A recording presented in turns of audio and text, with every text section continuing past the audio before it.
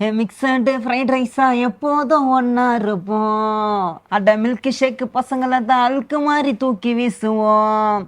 இந்த படத்துல பாட்டு கேட்கற சான்ஸ் எதுவும் உனக்கு வரலையா? நீ கேட்கலையா பாட்டு பண்ணணும்? எல்லாரும் சொன்னாங்க பூயார் ஒரு பாட்டு பாட வைக்கலாம், பூயார் பாட்டு பாட வைக்கலாம். ஆனால் எல்லாருக்கிட்டே சொன்னது என்னன்னா, இல்லை இந்த படத்துக்கு இவனுக்கு இது தேவைப்படாது. எனக்கு ராம் அப்துல்லா ஆண்டனி வந்து ஒரு இன்ஸ்பைரிங்கான கேரக்டர்ஸ். எனக்கு தெரிஞ்ச பூவையாருக்குலாம் இது ரொம்ப சூப்பரான ஒரு படம். ஆமாம், இந்த படத்தை பார்த்துட்டு வர எல்லா லேடிஸும் கண்டிப்பாக உடஞ்சி அழாமல் அவங்களால கண்டிப்பாக வெளில வர முடியாது. அவ்வளோ இறுக்கமாக இருக்கும் அந்த கிளைமேக்ஸ்.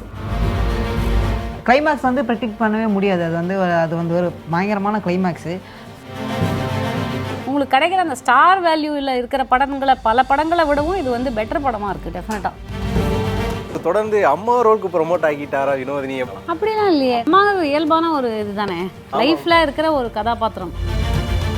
வயலன்ஸ் இருக்குது அப்படின்னு நானும் நிறைய கமெண்ட்ஸ் பார்த்தேன். நான் கத்தியை பசங்க எடுத்தாங்க, கத்தியை கொடுத்தது யார்? இந்த சொசைட்டி தான்.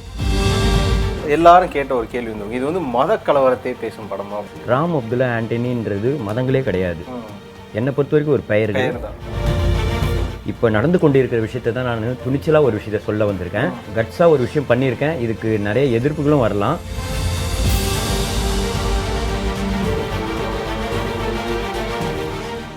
மாலை முரசு வை பிரசன்ஸ் இந்த ஸ்பெஷல் எபிசோட்ல ரொம்ப ஸ்பெஷலான பர்சன்ஸ் தான் நம்ம கூட இருக்காங்க. Ram Abdullah Antony movie team. வணக்கம். வணக்கம் வணக்கம். வணக்கம். எப்படி இருக்கீங்க? சூப்பராக இருக்கும். கேமரா ரோல் பண்ணோன்னு அமைதி ஆயிட்டீங்களே. ஆஃப் கேமரால கலகலன்னு இருந்தோம், ஆன் கேமரால தம்பி நடிப்பு எங்கேருந்து ஆரம்பிச்சிட்டாப்ல சொல்லுப்பா. இல்லை போக போக அது செட் ஆகிடும். ஏன்னா இங்கே நீ வந்து டைலாக்லாம் ப்ரிப்பேர் பண்ணி வைக்க ஆரம்பிக்கிறியே கேள்வி கேட்குறப்பவே. இதனால இது ப்ரொமோஷன்றதுனால நம்ம கொஞ்சம் அந்த எப்படி சொல்ற கிளீஷேவெல்லாம் இருக்க தான் செய்யும். அதனால terms and condition by director தான் முதல்ல போடணும். இந்த படத்தோட ட்ரைலர் வந்தோடனே எல்லாம் கேட்டதுன்னா, ஓப்பன்லேயே பயங்கர ராவா ஒருத்தனை கொலை பண்ணி அப்படி துண்டு துண்டா வெட்டி மறுபடியும் ஒரு பிளட் பார்த்தா அப்படிங்கிற மாதிரி நெகட்டிவ்ல இருந்து தான் ஆரம்பிச்சது இல்லை. ஸோ அதை நீங்கள் எப்படி பார்த்தீங்க? முதல்ல ஒரு கொலை இவ்வளோ புருட்டலாக பண்ண முடியுமா அப்படிங்கிற ஒரு விஷயம் இருக்குல்ல, அது எதுக்காக தேவையாக இருந்தது?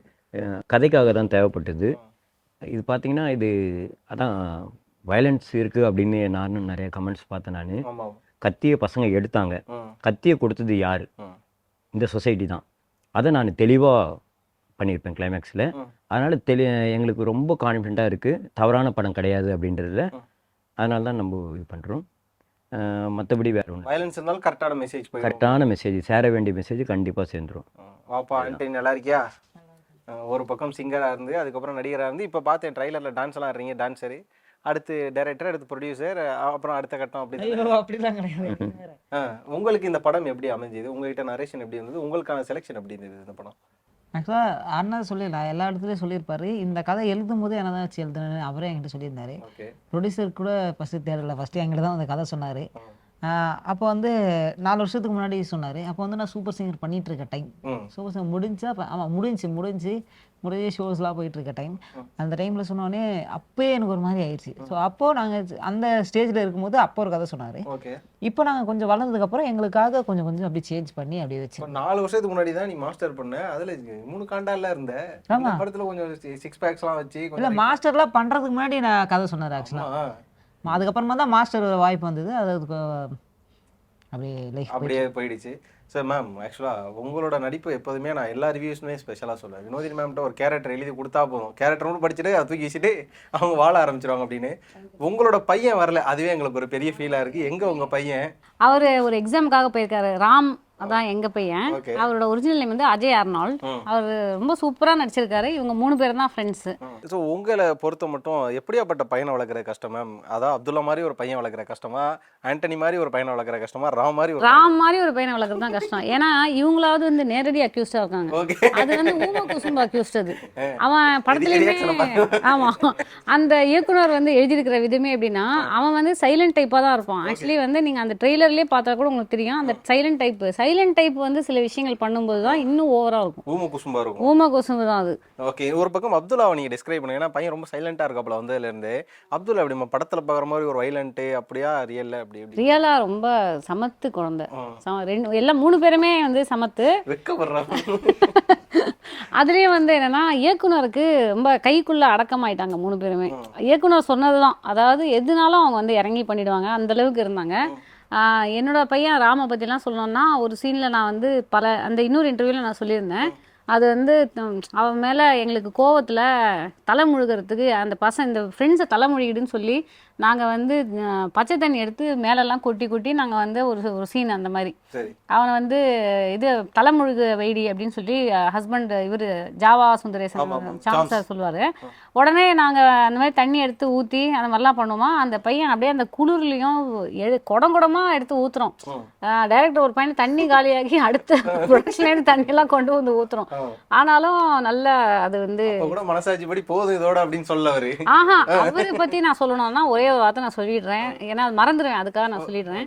அவர் வந்து இந்த நீங்கள் சொன்னீங்கல்ல எந்த மாதிரி பையனை வந்து இதுன்னு, அந்த பையனை வளர்க்கறதுக்கு அவங்க அம்மா எவ்வளோ கஷ்டப்படுவாங்க. ஏன்னா அடமண்ட் டு த கோர். ஆனால் அது வந்து இந்த படத்துக்கு ரொம்ப தேவைப்படுது. எக்ஸ்ட்ராவாக எதுவுமே வந்து இருக்கக்கூடாது. நான் நினச்ச அந்த விஷன், நான் என் பேப்பரில் நான் என்ன நினச்சேனோ, எனக்கு என்ன கதை சொன்னாரோ அந்த கதையை அப்படியே எடுத்திருக்காரு. அந்த அளவுக்கு வந்து he didn't compromise on anything. அது இப்படி தான் இது வரணும், இந்த டைலாக்ல இந்த இடத்துல வந்து ஒரு வரணும்னா அந்த அளவுக்கு அவர் வந்து கரெக்டாக எடுத்திருக்காரு. அது அந்த அளவுக்கு ஒரு வைராக்கியம் இருந்தால் தான் பண்ண முடியும். அதை ரொம்ப ஸ்டப்பனான ஒரு டைரக்டர், பயங்கர ஸ்டப்பனான டைரக்டர். வணக்கம்பா, அல்லாஹ் அக்பர். வணக்கண்ணே. தொழுகெல்லாம் கத்துக்கிட்டீங்களா? தலைவாசல் விஜய் சார் கிட்ட வேற பையனா நடிச்சிருக்கீங்க, அதுவே வந்து ஒரு பெரிய பிராக்டிஸா இருந்திருக்கும். அது எப்படி இருந்தது உங்களுக்கு? அப்போவா? இப்போ ஜாலியாக தான் இருந்த அண்ணன் கூட. அண்ணன் ஜாலியாக தான் பேசுவார் எப்பவுமே. சரி, அந்த தொழுகிறதுக்கு கத்துக்கிறது, அந்த ஒரு இஸ்லாமா நம்ம வாழணும்ல, அதுக்கு ஏதாவது ப்ராக்டிஸ் பண்ணீங்களா அங்க உங்களுக்கு? ப்ராக்டிஸ் சொல்லி கொடுத்தாரு, நம்ம அண்ணன் தான் சொல்லி கொடுத்தாரு. காஜா பையன் ஒருத்தர் இருப்பாரு, அவர் அண்ணன் தான். அவர் தான் எனக்கு சொல்லி கொடுத்தாரு, ட்ரெயின் பண்ணாரு. ஆமாம், ட்ரெயின் பண்ணார் அந்த விஷயத்துக்கு. அவரை பார்த்து நான் அப்படியே பிடிச்சிக்கணும் அவர்களுக்கு. நம்ம ஸ்கூல் படிக்கிறப்பெல்லாம் வந்து நம்ம கூட ஒரு முஸ்லீம் ஃப்ரெண்ட் இருந்திருப்பான். அவனை நம்ம பார்த்து இவன் ஜாலியாகிறான்டா அப்படின்னு நினைச்சிருப்போம். ஆனா நீங்க இப்போ ஒரு முஸ்லீமா வாழ்ந்துட்டு இருந்திருக்கீங்களா ஒரு படத்துல. ஸோ எப்படி இருந்தது உங்களுக்கு? உண்மையாக கஷ்டம் தான் படுவாங்களா, இல்லை நீ இப்போ நினைக்கிற மாதிரி ஜாலியா இருப்பாங்களா? அவங்க எப்படி இருப்பாங்க தெரியல, ஆனால் நான் ஜாலியாக இருந்தேன் அவர்களுக்கு. நல்ல ஒரு ஆன்சரப்பா. சார், இப்போ படம் வந்து பாத்தீங்கன்னா எல்லாரும் கேட்ட ஒரு கேள்வி வந்து, இது வந்து மத கலவரத்தை பேசும் படமா அப்படின்னு சொல்லி. ஏன்னா எனக்கு இதுல ஒரு டிஃப்ரெண்டான ஆஸ்பெக்ட் என்னன்னா, 3 பேர் சேர்ந்து அவங்க ஒத்துமையா கை கொடுக்க மாட்டாங்க, 3 பேர் காலில் வந்து ஒன்று சேர்ந்துக்கிறாங்கல்ல. ஸோ அந்த ரைட்டிங் எப்படி சார் வந்து இது உங்களுக்கு? இல்லை, அது வந்து ஒவ்வொரு படத்துக்கும் ஒரு ஸ்டைலிஷ் இருக்கும். ஆமாம், ஒரு இருக்கும் சிக்னேச்சர் இருக்கும். நான் வந்து இந்த காலில் இவங்களோட ஃப்ரெண்ட்ஷிப்பை இதில் காட்டுற இவங்க ஒரு காரியம் தொடங்கிறதுக்கு முன்னாடி, ஒரு காரியத்தை முடிக்கிறதுக்கு முன்னாடி அதை சிக்னேச்சர் யூஸ் பண்ணுவாங்க. அதோட வெளிப்பாடு தான் இது கதையில், அது கதைக்கு தான் அது எழுதியிருக்கும். அதே போல் பார்த்தீங்கன்னா 3 மதங்களை வந்து எந்த மதங்களையும் புண்படுத்தவில்லை. ஃபஸ்ட்டு இது ராம் அப்துல்லா ஆண்டனின்றது மதங்களே கிடையாது. என்னை பொறுத்த வரைக்கும் ஒரு பெயர். அதை தாண்டி என்னென்னா ஒரு மனிதநேயம் மட்டும்தான் இந்த ராம் அப்துல்லா ஆண்டனி படம் சொல்லும். அதுதான். ரியல் லைஃப்ல நீங்க ஏதாவது நியூஸ் பேப்பர்ல படிச்சது, ரியல் லைஃப்ல நீங்க பார்த்த இன்சிடென்ட் எதுவும் இந்த படத்துக்கு உங்களுக்கு? கண்டிப்பா நான் இது ரியல் எக்ஸ்பீரியன்ஸில் பார்த்தது. அது இல்லாமல் இப்போ நடந்து கொண்டு இருக்கிற விஷயத்தை தான் நான் துணிச்சலாக ஒரு விஷயத்த சொல்ல வந்திருக்கேன். அது கட்ஸாக ஒரு விஷயம் பண்ணியிருக்கேன். இதுக்கு நிறைய எதிர்ப்புகளும் வரலாம். துணிஞ்சு ஒரு நல்ல விஷயத்த சொல்லியிருக்கேன். அது வரைக்கும் எனக்கு ரொம்ப ஹாப்பி. படம் தான் பதில். மேம், இப்போ ஹவுஸ்மேட்ஸில் அம்மா ரோல் பண்ணுறீங்க, அதுக்கடுத்து இப்போ மறுபடியும் ஒரு அம்மா ரோல். ஆக்சுவலாக இதான் ஹவுஸ்மேட்ஸ்க்கு முன்னாடி அப்படின்றது இருக்குது. அப்போ பார்க்குறப்ப எங்களுக்கு தொடர்ந்து அம்மா ரோலுக்கு ப்ரொமோட் ஆகிட்டாரா வினோதினி அப்படிங்கிற ஒரு விஷயம் இருக்குது. அதை எடுத்து நடிக்கிற கட்ஸ் வேணும் மேம். ஏன்னா நீங்கள் நிறைய பேர் அம்மா ரோலை ரிஜெக்ட் பண்ணுறாங்களா? அப்படிலாம் இல்லையே. அப்படி நிறைய நியூஸ் நாங்கள் படிக்கிறோம் மேம், நம்ம நியூஸ் சேனல்ன்றதுனால நிறைய நியூஸ் கேட்குறோம். நிறைய பேர் வந்து அம்மா. ஆனால் இப்போ வந்து அதாவது குழந்தைகளுடைய அம்மாங்கிறது ஒரு இயல்பான ஒரு கதாபாத்திரம் தானே லைஃப்பில். நம்ம அப்பா படத்துலேயும் நான் எனக்கு அந்த 3 பசங்களில் நானும் தம்பிராமே சாரும் எங்கள் பையன் ஒத்தா இருப்பான். தேவராட்டம் படத்தில் வந்து கௌதம் கார்த்திக்கு நாங்கள் அக்காவாக இருந்தாலும் நாங்கள் தான் வளர்ப்போம். அம்மா மாதிரியானது. பிடி சாரில் அதே மாதிரி அனிகா சுரேந்தருக்கு அம்மாவா நானும் இளவரசரும் அம்மா அப்பாவை பண்ணோம். தொடர்ந்து அழகு குடி செல்லம்லேயே குழந்தைய வச்சுட்டு தானே, குழந்தைக்காக தானே நம்ம ஏங்கிட்டு இருக்கிற ஒரு கப்பலாக பண்ணியிருப்போம். ஸோ அம்மா இயல்பான ஒரு இது தானே லைஃப்பில் இருக்கிற ஒரு கதாபாத்திரம். அதை எல்லாரும் சொல்றாங்களா மேம், அம்மா ரோல் நடிச்சாலே அடுத்து படம் வர்றது கஷ்டமாயிடுது. அது உண்மையா மேம் இண்டஸ்ட்ரியில? அது அந்த மாதிரி எனக்கு தெரியல. ஏன்னா ஒரு வயசு வரைக்கும் நம்ம சில ரோல்ஸ் வந்து நமக்கு கிடைக்கும். ஒரு வயசுக்கு அப்புறம் நமக்கு அம்மாங்கிறது ஒரு அப்கிரேடேஷன் தான். அதை வந்து அப்கிரேடேஷனா பார்க்கணுமே தவிர அதை டவுன்கிரேடேஷனா பார்க்க கூடாது. ஓகே, இந்த படத்துல இந்த 3 பசங்களை மாதிரி என் பசங்களை வளர்க்கவே மாட்டேன்டா அப்படின்னா யார மாதிரி மேம் வளர்க்க மாட்டீங்க? அப்படிலாம் எதுவுமே இல்லை. 3மே நல்ல, ஏன்னா 3 பேருமே கடைசியில் வந்து ஒரு சூப்பரான மேட்டர் பண்ணியிருக்காங்கல்ல. அப்படி இருக்கும்போது எனக்கு வந்து ரொம்ப பெருமையாக இருக்குது. இந்த மாதிரி பசங்க எல்லா பசங்களும் இந்த மாதிரி இருந்தாங்கன்னா சமூகம் வந்து திருந்திடும். இந்த அளவுக்கு ஒரு பொறுப்பா, ஏன்னா அதுலயுமே பாத்தீங்கன்னா இதுல வந்து பூவையாரோடைய அம்மாவா வந்து ஹரிதான ஒரு ஆர்டிஸ்ட் ஒருத்தவங்க பண்ணியிருப்பாங்க. அவங்க வந்து எக்ஸ்ட்ராடினரி பெர்ஃபார்மன்ஸ். அவங்களுடைய அந்த ஒரு விஷயத்தை வச்சு தான் அந்த ஒரு பிரச்சனை ஒன்று வரும். அந்த பிரச்சனைக்கு தான் இவர் வந்து குரல் கொடுக்கறது தான் இவங்க 3 பேருமே வந்து வருவாங்க ஒரு இடத்துக்கு. அந்த மாதிரி ஒரு ரியலான ஒரு விஷயத்த ஒரு சமூகத்தில் நடந்துட்டு இருக்கக்கூடிய ஒரு சமூக பிரச்சனையை எடுத்து பேசக்கூடிய பசங்கள்லாம் இருக்காங்கன்னா அதுக்கு நம்ம பெருமை தான் படணும். கண்டிப்பா. இப்போ மேம் உங்களுக்கு ஆன் ஸ்கிரீன் ஆஃப் ஸ்கிரீன் எடுத்துக்கோமே, ஆஃப் ஸ்கிரீன்ல இருக்கக்கூடிய பசங்களை உங்களுக்கு அட்மையர் பண்ண பிடிக்குமா, இல்ல ஆன் ஸ்கிரீன்ல இருக்க ராம் அப்துல்லா ஆண்டனி பிடிக்குமா? 2 பேரும் சொல்லக்கூடாது. இல்ல ஆன் ஸ்கிரீன். Reason ma'am? ஏன்னா எனக்கு தெரிஞ்சு அவங்க வந்து ரியல் லைஃப்ல அவங்க எப்படின்னு எனக்கு பெருசா தெரியாது. ரியல் லைஃப்ல அவங்க ஒரு ஆக்டர்ஸா இருந்துட்டு இருக்காங்க. ஆனா இந்த ராம் அப்துல்லா ஆண்டனி வந்து ஒரு இன்ஸ்பைரிங்கான கேரக்டர்ஸ். இது வந்து அதாவது காலத்துக்கும் பேசப்படுற, எனக்கு தெரிஞ்ச பூவையாருக்குலாம் இது எக்ஸ்ட்ரா ரொம்ப சூப்பரான ஒரு படம். ஆமா, கண்டிப்பா இன்னும் 10 வருஷம் கழிச்சு வேற ஒரு படம் இன்டர்வியூல இப்படி உட்காந்து பேசும்போது ராம் அப்துல்லா ஆண்டனி படத்துல நீ வந்து ஆண்டனி பண்ணி அப்படின்னு கண்டிப்பா அவர்கிட்ட கேட்பாங்க. அந்த அளவுக்கு இது வந்து அந்த 3 கேரக்டர்ஸுமே அவ்வளோ அழுத்தமான ஒரு கேரக்டர். ஆமா ஆமா. இப்போ நான் இந்த படத்தை ட்ரைலர் பார்த்துட்டேன்னா நான் மகானால கூட கம்பேரிசன் பண்றாங்கல்ல, அந்த மாதிரியான ஒரு ஃபைட் சீக்வன்சஸ் வருது, அங்க மாதிரியான ஒரு நண்பர்கள் அப்படின்னு சொல்லிட்டு. ஸோ அந்த மாதிரியான விஷயங்கள் மற்ற படங்கள் மாதிரி இது சாயல் இருந்துடக்கூடாதுன்ற ஒரு கான்சியஸ் இருந்திருக்கும். கண்டிப்பா கண்டிப்பா. அது எப்படி நீங்க டிஃபரன்ஷியேட் பண்ணீங்க உள்ள? இல்ல எல்லாமே நான் மகனால சொன்னாங்க, ரேணிகுண்டா சொன்னாங்க, கோலி சோடா சொன்னாங்க. சொல்ல போனா ரேணிகுண்டா தான் அதுல வந்து கண்டிப்பா கண்டிப்பா. ஏன்னா சட்டை இல்லாம மலையெல்லாம் சண்டை போடுறதெல்லாம் பார்த்தா அப்படிதான். கண்டிப்பா. நம்ம எந்த சாயலையும் நம்ம ராம் அப்துல்லா ஆண்டனி வராது. அந்த ஒரு விஷயம் இது தனி அது தனி. கதைக்களமாக இருந்தாலும் சரி, எதா இருந்தாலும் தனியா ஒரு விஷயம் பண்ணியிருக்கோம். இந்த படத்துல பாட்டு கேட்கற சான்ஸ் எதுவும் உனக்கு வரலையா? நீ கேட்கலையா பாட்டு பண்ணணும்? இல்லை ஆக்சுவலாக வந்து என்னன்னா எல்லாரும் சொன்னாங்க பூயார் ஒரு பாட்டு பாட வைக்கலாம், பூயார் பாட்டு பாட வைக்கலாம். ஆனால் எல்லாருக்கிட்டே சொன்னது என்னன்னா, இல்லை இந்த படத்துக்கு இவனுக்கு இது தேவைப்படாது, எனக்கு இவனுக்கு தான் தேவைப்படும். அக்கா சொன்ன மாதிரி என்னன்னா, இவர் ஒன்று வேணும்னா அது வேணும், ஒன்று வேணான்னா வேண்டாம். அதில் வந்து 100% இல்லை, 200% இல்லை, அவர் ஃபுல் கான்ஃபிடென்ட்டாக இருப்பார் அவர். இப்போது நிறைய இப்போ அண்ணன் சொன்ன மாதிரி ஃபுல்லாக ஜாம்பவான்கள் நிறைய சீனியர் ஆக்டர்ஸ் அவங்களாம் பண்ணியிருக்காங்க. அவங்களாம் கூட இந்த சீனை இப்படி வச்சா நல்லா இருக்கும் அப்படின்னு சொல்லுவாங்க. ஆனால் அவர் அந்த விடாப்படியாக இல்லை, இந்த சீனை எனக்கு இப்படி தான் வேணும், வேற எதுவும் வேணாம் எனக்கு. ஏன் அப்படின்னா அவருக்கு தேவை அந்த கதை. ஸோ என் டைரக்ஷன் இல்லை அதெல்லாம் எதுவுமே கிடையாது, எனக்கு தேவை இந்த கதை வந்து நான் நினச்சபடி இருக்கணும். அது ஒரு சீனாக இருக்கட்டும், ஒரு டயலாக்காக இருக்கட்டும். அதை சவுந்தரராஜன் அவர் இந்த இதில் சொல்லியிருப்பார், ஒரு சின்ன டைலாக் தானே, அது ஒரு வேர்ட் டைலாக் தானே, அதுக்கு வந்து 10 டேக் பண்ணலாம். அது எப்படி சொல்லணும்னா அவருக்கே பிளாங்க் ஆயிடுச்சு அப்படின்னாங்க. அப்போ வந்து அவர் எந்த அளவுக்கு அந்த அந்த அந்த வேர்டு வந்து அப்படிதான் வரணும் அப்படின்னு சொல்லிட்டு இருப்பாரு. ஸோ படத்தில் பெருசாக எங்களுக்கு டைலாக்லாம் இல்லை, அதனால நாங்கள் தப்பிச்சிட்டோம், ஃபுல்லாக அந்த மாதிரி தான் இருக்கும். ஸோ அவர் அதனால வந்து அந்த ஒரு வார்த்தைக்காக அவ்வளோ போராடி இருக்காருன்னா அப்போ அவர் எந்த அளவுக்கு அந்த டைலாக் அப்படிதான் இருக்கணும் அப்படின்னு சொல்லிட்டு இருந்திருப்பாரு. ஸோ அதனால இந்த கான்ஃபிடென்ட்டாக இருக்கிறதுனால எனக்கு இந்த படத்துல இவனுக்கு பாட்டு வேணாம் அப்படின்னு கான்ஃபிடென்ட்டாக இருந்தாரு. அதனால நாங்களும் பாடணும். நான் ஒரு உதாரணம் மட்டும் சொல்லிடுறேன். அதாவது நான் வந்து ஜாவா சந்திரேசன் சாருக்கு நான் ஒரு காஃபி கொண்டு வந்து வைக்கணும். அது வந்து 2 தூண் இருக்கு அந்த வீட்டுல. நாங்க எங்க வீடா காட்டியிருக்க வீட்டுல 2 தூண் மாதிரி, அந்த காலத்து பழைய வீடு மாதிரி. அது இவர் எந்த அளவுக்கு சொல்லி கொடுத்தாருன்னா, முதல் அந்த ஃபர்ஸ்ட் 2 டைலாக் வந்து முதல் தூணுக்கு முன்னாடி முடிச்சிடணும். அடுத்த 2 டைலாக் வந்து இந்த 2வது தூணுக்குள்ள முடிச்சிடணும். காஃபி அந்த லாஸ்ட் பிட் ஆஃப் டைலாக் வந்து காஃபி கொண்டு வந்து வைக்கிறதுக்குள்ள முடிச்சிடணும். இது நீங்க எப்படி நடக்கிறது கொண்டு பண்றதா இல்ல டைலாக் கேமரா கான்சியஸா பாக்குறதா? காஃபி கொட்டாம அதை கொண்டு வந்து இப்படி டக்குன்னு வைக்கணும். அதை வைக்கும் போது அந்த ஒரு லாஸ்ட் அந்த வார்த்தையோட அது முடியணும். இப்படி அவர் சொல்லி அதை வந்து இது வந்து என்னன்னா ஒரு ஆக்டருக்கு வந்து ஒரு ரொம்ப சூப்பரான விஷயங்க. ஏன்னா பல படங்கள் உங்களுக்கு வந்து சேலஞ்சு பிளஸ் ஒரு பல படங்கள்ல உங்களுக்கு வந்து டைரக்ஷனே நீங்க பண்றதை பண்ணிடுங்கன்னு சொல்லிடுவாங்க. இப்போ நம்ம ஆல்ரெடி ஒரு பல படங்கள் நடிச்ச ஒரு எக்ஸ்பீரியன்ஸ் ஆர்டிஸ்ட்னா அவங்க நம்ம கிட்ட விட்டுருவாங்க. நம்ம என்ன பண்ணுவோம், நமக்கு தெரிஞ்ச கிரியேட்டிவிட்டிலாம் பண்ணுவோம். பட் அப்போ என்ன ஆகும்னா வேற படத்தோட சாயல் சம்திங் நமக்கு வரதுக்கு நம்ம கம்ஃபர்ட்டுக்கு வந்துருவோம். வேற இந்த மாதிரி ஒரு இயக்குனர் இயக்கும் போது தான் நமக்குள்ள இருக்கிற சேலஞ்சே நம்ம வந்து நமக்குள்ள வேற ஒன்றையும் நம்மளால கொண்டு வர முடியும் அப்படிங்கிறத கொண்டு வரலாம். எனக்கு ரொம்ப புதுசா இருந்தது. ஏன்னா வந்து கரெக்டா அந்த கேமராவும் அதே மாதிரி மூவ் ஆகுது. சிங்கிள் டேக்ல சிங்கிள் ஷாட்ல அது பண்ணி ஆகணும். அது அந்த மாதிரிலாம் அதுதான் சொல்றேன். கன்சியூமர்ன்றது கூட நோட் பண்ணுவாரு. எத்தனை சூப்பர். இதுல பேட்டரி இதெல்லாம் சொல்லணும். இப்போ இந்த இன்டர்வியூல நம்ம பூவையாருக்கு வந்து பாட்டும் படத்துல சான்ஸ் கிடைக்கல, டைலாகும் இல்லைன்னு ஃபீல் பண்ணாப்புல. டைரக்டரோட விருப்பத்துப்படி அவர் பாட்டு பாடணும் இல்லைன்னா டைலாக் சொல்லணும். நீங்க எதை சூஸ் பண்றீங்களோ அதை வந்து இங்க இம்ப்ளிமெண்ட் பண்றோம். ஒன்னு பாட்டு இல்ல டைலாக். படத்துல இருக்க பாட்டே அவர் பாடலாம். படத்துல இருக்க பாட்டு. கண்டிப்பா.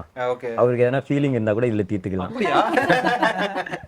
எனக்கு அந்த ஃபீலிங் கிடையாது. ஏன் அப்படின்னா இப்பெல்லாம் சொன்னா அடுத்த படத்துலயும் பாட விட மாட்டாங்க. இல்ல அப்படி கிடையாது. ஏன்னா நம்ம சிங்கர்ன்றத சிங்கிங்காக அது ஒரு சேலஞ்சா வரும்போது நம்ம அதை பண்ணலாம். இப்போ நம்ம இங்க வந்து நடிக்க வந்திருக்கோம். ஸோ அதுதான் நமக்கு மெயின். அதுவும் இல்லாம எல்லாருக்குமே ஒரு வந்து அண்ணா இவர் பண்றது எல்லாருக்குமே பிடிக்கும். ஏன் அப்படின்னா ஒரு கேரக்டரையும் ஒரு அந்த சீனையும் அவ்வளோ ரசிச்சு பண்ணுவாப்புல. ஒருத்தருக்கு ஒரு மேனரிசம் இருக்கும். தீனா அண்ணன் எப்போ ஷாட்டுக்கு வந்தாலும் ஐயோ அந்த மனுஷன் என்ன ஏதோ ரசிக்கிறாரு, நான் அவருக்கு பண்ணோம். ஏன் அப்படின்னா அவர் அதில் வந்து போலீஸாக பண்ணியிருப்பாரு. அதில் ஒரு சிகரெட் பிடிக்கிற சீன்லாம் இருக்கும். அவர் வர வரைக்கும் அந்த சிகரெட் வந்து இந்த புகை வந்து இப்படி தான் வரணும் அப்படின்றதெல்லாம் சொல்லியிருப்பாரு. சரி எனக்கு புகை வந்து இப்படி வேணாம், சரி எனக்கு இப்படி தான் வேணும். அதுதான் யோசிச்சு பாருங்களேன். புகையெல்லாம் என்னடா பண்றது, பின்னாடி ஒரு ஆள் ஊதி தான் ஒண்ணும் இந்த பக்கம் வருது, பின்னாடி மறைஞ்சிருந்தே. நான் அங்க ஒரு ஷாட் அது இன்டர்மிஷன் போவோம் எனக்கு. ஓகே. இன்டர்மிஷன் பிளாக் புகை போறப்ப இன்டர்மிஷன் போணுமா? ஆமா. ஏன்னா நாங்கள் படத்தோட ஃபர்ஸ்ட் டைட்டில் அப்படிதான் வச்சிருந்தோம். அது ஒரு இதுனால அது டைட்டில் இப்படி மாறிடுச்சு. நாங்கள் அப்படிதான் வச்சிருந்தோம்.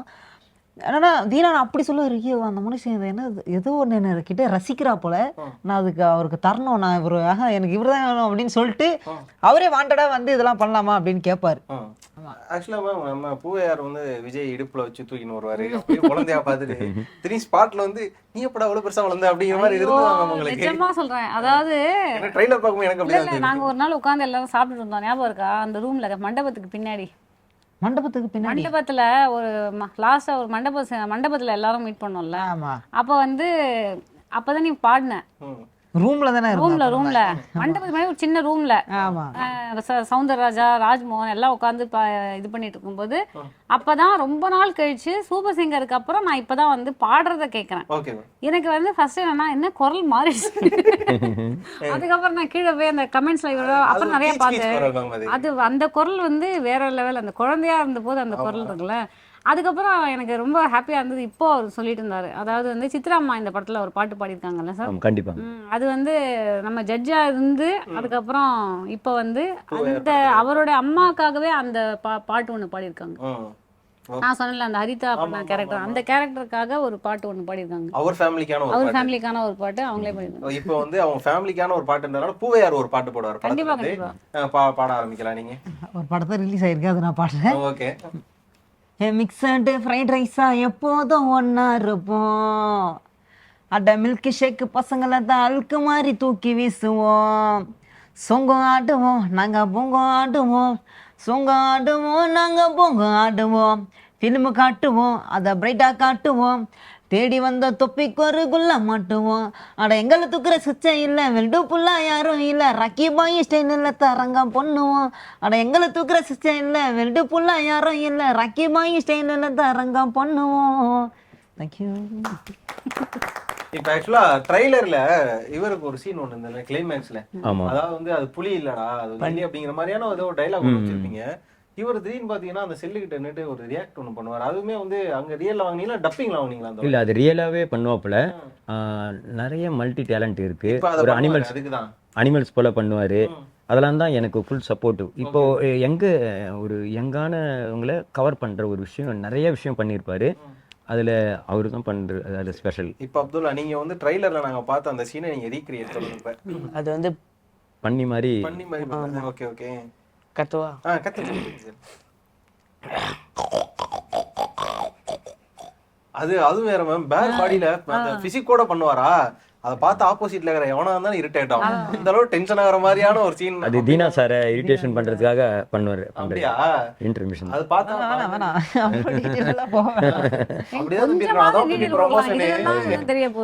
எங்க ஆப் பண்ணு கரெக்டா தான் பண்ணுறேன். ட்ரைலர்லயே பாதி கதையை சொல்லிட்டாரு அண்ணன். என்னன்றதை கண்டுபிடிக்க முடியல. இதுல வந்து இவர் வந்து எப்படி ஆப் பண்றாரு பாருங்க. கிளைமாக்ஸ் எல்லாம் உங்களால வந்து கணிக்கவே முடியாது. கிளைமாக்ஸா இருக்கும், செகண்ட் ஹாஃப்க்கு அப்புறம் உங்களால ஒண்ணுமே அதை கணிக்கவே முடியாது. ஓப்பனாக சொல்லப்போனால் அதுதான் எங்களுக்கு அந்த செகண்ட் ஹாஃப் தான் ஒரு பெரிய பெரிய நம்பிக்கை. அது வந்து யாராலையும் கணிக்கவே முடியாது. ஸோ அப்படி நாங்கள் ஒன்று வச்சிருக்கோம். இந்த ஆசையெல்லாம் இல்லையா? அந்த இப்போ அண்ணன் சொன்ன மாதிரி கோலி சோடா, ரேணி குண்டாலெல்லாம் வந்து அதில் இருக்க யாரோ ஒரு ஆளுக்கு காதல் சீக்வன்ஸ் எல்லாம் இருக்கும். ஏன் அது வர ஞாபகப்படுத்துறீங்க? ஏன் எனக்கு புரியலையே எனக்கு.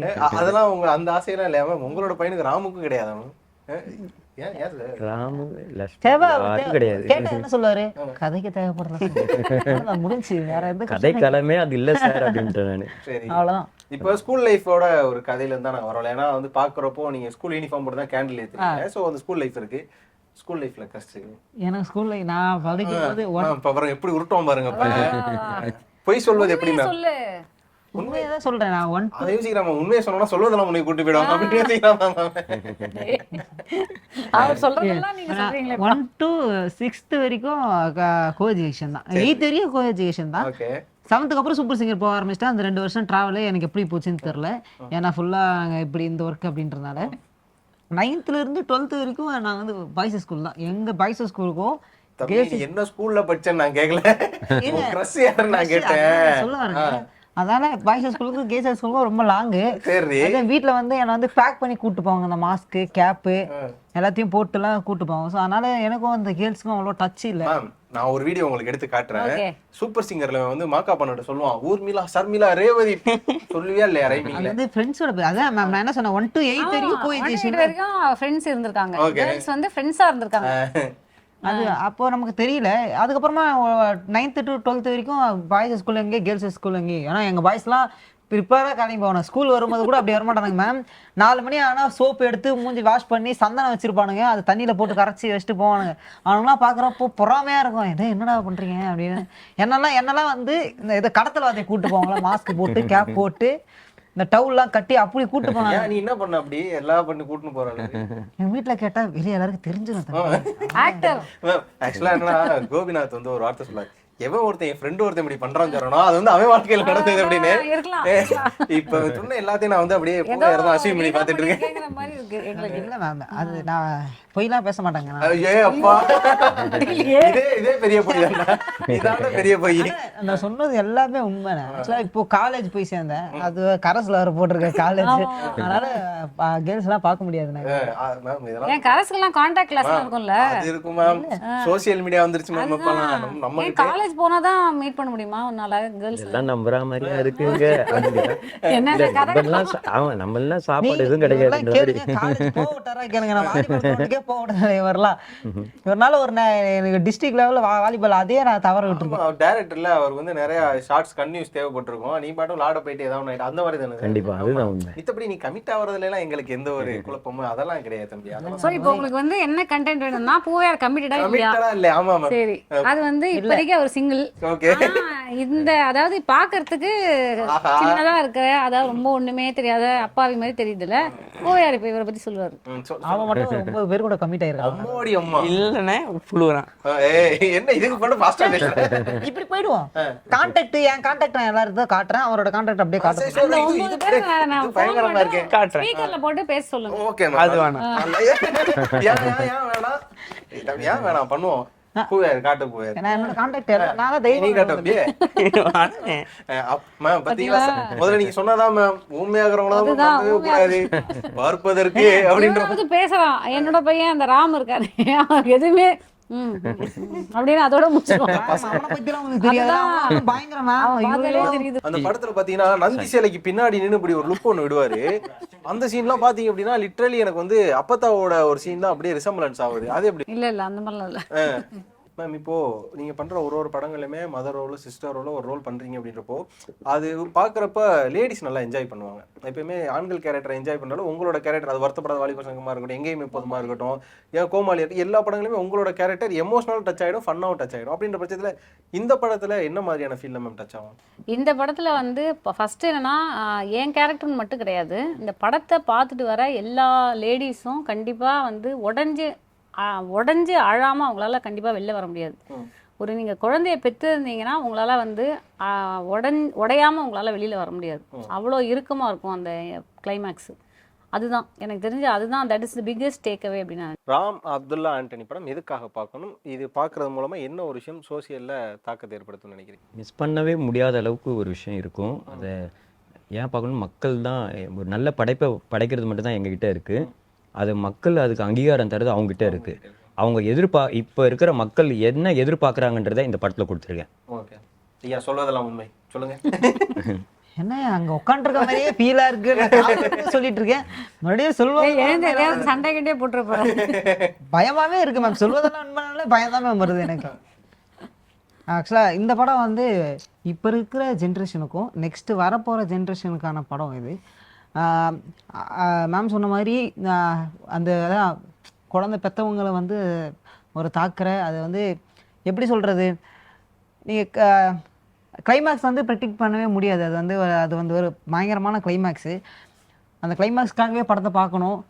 சொல்லியிருக்க கதைக்காகவும் அந்த படத்தை பார்க்கணும் அப்படின்னு. ஏன்னா எங்கள் கதை மேலே வந்து 100% நம்பிக்கை இருக்குது. அதில் உழைச்சவங்க மேலேயும் எனக்கு வந்து நம்பிக்கை இருக்குது. ஸோ அதுக்காக நீங்கள் ஒரு தடவை வந்து பார்த்தா போதும், அதுதான் என் மைண்ட் செட்டில் இருக்குது. திரும்ப எங்கள் ஃபேமிலியெல்லாம் கூட்டினேன், நான் மட்டும் வந்து ஒரு தடவை பார்த்துட்டு போயிடுவா. நீங்கள் ஒரு தடவை பார்த்தா உங்கள் ஃபேமிலியை நீங்கள் கூப்பிட்டு வந்து இன்னொரு தடவை பார்க்கணும். மேம் உங்களோட பார்வையில் எனக்கு வந்து கதை ஃபஸ்ட்டு. இந்த கதை டெஃபினட்டாக மக்களை போய் சேரும். இதில் வந்து மெசேஜ் இருக்குது அப்படிங்கிறதெல்லாம் தாண்டி வெறும் மெசேஜ் மட்டும் இல்லாமல் இது வந்து ஒரு கமர்ஷியல் என்டர்டெயின்மெண்ட்டுமே. ஆமாம், நீங்கள் அந்த இதுலேயே பார்த்தீங்கன்னா உங்களுக்கு தெரியும், கிராஃப்ட் வந்து ரொம்ப சூப்பராக தான் பண்ணியிருக்காரு. அதாவது இதில் வந்து வெறும் கதை இருக்குது, அதனால வந்து நம்ம சினிமாட்டோகிராஃபியோ இல்லைன்னா டைரக்ஷனோ எந்த வகையிலையும் வந்து கம்மி கிடையாது. எல்லாமே வந்து ஒரு கமர்ஷியலாக ஒரு இன்றைக்கி இருக்கிற யங்ஸ்டர்ஸுக்கும் இன்றைக்கி இருக்கிற ஃபேமிலிஸும் வந்து பார்க்கக்கூடிய ஒரு படமாக தான் இருக்கும். இது வந்து நம்ம ப்ரொமோஷன் நம்ம எல்லா படத்துக்கும் வரதுனால இதையே நம்ம திருப்பி சொல்கிறோங்கிற அந்த நீங்கள் சொன்னீங்களே பிகினிங்கில் கிளீஷேவாக நான் இதை சொல்லலை. இது உண்மையாகவே வந்து இது ஒரு நல்ல படம். இதில் உதாரணத்துக்கு வந்து ஒரு சாங் பிளேஸ்மெண்ட் ஒரு இடத்துல இருக்கும், அந்த சாங் பிளேஸ்மெண்ட் ஒரு ஃபைட்டோடு இருக்கும். இதெல்லாம் வந்து உங்களுக்கு பயங்கர சர்ப்ரைசிங்காக இருக்கும். ஒரு ஃபஸ்ட் டைம் டைரக்டர் வந்து இந்தளவுக்கு ஒரு இப்போ செமையாக ஒரு விஷயத்த பண்ணியிருக்காரா. ப்ளஸ் வந்து நம்ம இன்றைக்கி என்ன ஆயிடுச்சுன்னா சினிமாவே வந்து அதை நான் மக்கள்கிட்டையும் நான் தெரிவிச்சுக்கிறேன், ஒரு ஸ்டார் வேல்யூ வந்து உடனே எதிர்பார்க்குறாங்க. ஆல்ரெடி ஒரு எஸ்டாப்ளிஷ்ட் ஆக்டர், ஆல்ரெடி ஒரு established hero or heroine, or வந்து அந்த ஹீரோயின் வந்து ஒரு கேரளாலேருந்து வருவாங்க அண்ட் அவங்க ஏற்கனவே அங்கே ஒரு 10 படத்தை நடித்து அதில் வந்து பயங்கரமாக ஏதாவது ஒரு கேரளா ஸ்டேட் அவார்டு அந்த மாதிரி ஏதாவது வாங்கியிருப்பாங்க. அதுக்கப்புறம் அவங்கள இங்கே கூட்டின்னு வந்து ஒரு பெரிய பட்ஜெட்டில் ஒரு பெரிய ப்ரொடியூசர் வந்து அதை இது பண்ணி அதுக்கப்புறம் அதை வந்து பெரிய லெவலில் பப்ளிசிட்டி பண்ணி ஒரு பெரிய கிராண்ட் ஆடியோ லான்ச் வச்சு அந்த கிராண்ட் ஆடியோ லான்ச்சில் எல்லாரையும் புகழ்ந்து பாராட்டி அப்புறம் வந்து என்ன சொல்கிறது, அதை ஒரு பெரிய கம்பெனி வந்து அதை இது பண்ணி என்ன சொல்கிறது டிஸ்ட்ரிபியூட் பண்ணி அதை ரிலீஸுக்கு கொண்டு வருதுன்னு ஒரு சினிமா இருக்குது. சினிமாலேயே 2-3 சினிமா இருக்குல்ல இந்தியாவிலே. அப்படி வேறு வர்க்கங்கள் இந்தியாவே ஒரு 4-5 இந்தியா இருக்குங்கிற மாதிரி இது வந்து சினிமாக்குள்ளேயும் ஒரு 4-5 சினிமா இருக்குது. இது வந்து நாங்கள் வந்து மிட் லெவலில் இருக்கோம். நாங்கள் வந்து அதுக்குன்னு ரொம்ப லோ பட்ஜெட்டாக இல்லைன்னு இல்லை, எங்களுக்கும் வந்து ஒரு பிஆர்ஓ ப்ராப்பராக வந்து அதெல்லாம் இருக்குது. ஆனால் இதுக்கு பின்னாடி இருக்கிற உழைப்பு வந்து ரொம்ப பெருசு. இது அந்த உழைப்புக்கு எதிர்பாராத விதத்தில் ஒரு எக்ஸ்ட்ராடினரியாக ஒரு ப்ராடக்ட் ஒன்று வந்திருக்கு. நீங்கள் சொல்கிற அந்த ஸ்டார் வேல்யூ இருக்கிற ஸ்டார் காஸ்ட் இருக்கிற படங்கள் மாதிரி இந்த படம் வந்து வந்திருக்கு. ஆமாம். ஸோ நீங்கள் பப்ளிக்கிட்ட நான் வந்து என்ன சொல்வேன்னா, மீடியா வந்து எவ்வளோ தான் நம்ம சப்போர்ட் பண்ணாலும், ப்ரெஸ்ஸு சப்போர்ட் பண்ணாலும், ரிவ்யூஸ்லாம் எவ்வளோ தான் வந்தாலும் பப்ளிக் போய் அந்த காசை அந்த 100-120 ரூபாயை கொடுத்து பார்க்கும்போது தான் எங்களுக்கு வந்து ஒரு ப்ரொடியூசரால் வாழ முடியும். ஸோ தயவு செஞ்சு இதில் வந்து ஒரு Poovaiyar is a young boy, அப்புறம் வந்து இவர் அர்ஜுன் வந்து ஒரு யங் பாய், வினோதி ஒரு சப்போர்ட்டிங் ஆர்டிஸ்ட்டு, ஜாவா சீதாராமன் ஒரு சப்போர்ட்டிங் ஆர்டிஸ்ட், சாய்தீனா இருக்காங்க. இந்த மாதிரி வந்து இப்படிலாம் பார்க்காம இதை ஒரு படமாக பாருங்கள், ஒரு கதையாக பாருங்கள். சூப்பர் பெர்ஃபார்மன்சஸ் உங்களுக்கு கிடைக்கிற அந்த ஸ்டார் வேல்யூவில் இருக்கிற படங்களை பல படங்களை விடவும் இது வந்து பெட்டர் படமாக இருக்குது டெஃபினட்டாக. ஓகே ஐயா அர்ஜுன், உங்களோட பார்வையில் இந்த படம் எதுக்காக பார்க்கணும் அப்படின்ற ஒரு விஷயம் இருக்கும்ல? நல்ல விஷயங்கள் நிறைய இருக்குது, வந்து பார்க்கலாம். ரொம்ப கஷ்டப்பட்டிருக்கோம், அதுக்காக சப்போர்ட் பண்ணோம் அனைவரும். கண்டிப்பா இந்த படம் உங்க அனைவருக்குமே அடையாளம் மட்டும் இல்லாம அடுத்த கட்டத்தை நோக்கி எடுத்துட்டு போக நான் நம்புறேன். நேர்காணலுக்கு வந்ததுக்கும் நேரம் கொடுத்ததுக்கும் ரொம்ப நன்றி. மாலை முரசு நேயர் அனைவருக்கும் ராம் அப்துல்லா ஆண்டனி அக்டோபர் 31 திரையரங்கில் வருது. எல்லாரும் வந்து குடும்பத்தோட வந்து இந்த படத்தை வெற்றி பெற செய்கிறது மக்கள்கிட்டையும் மீடியா கிட்டையும் ஒப்படைக்கிறேன். நீங்கள் தான் என்னோட முதல் ஆடியன்ஸ். தேங்க்யூ.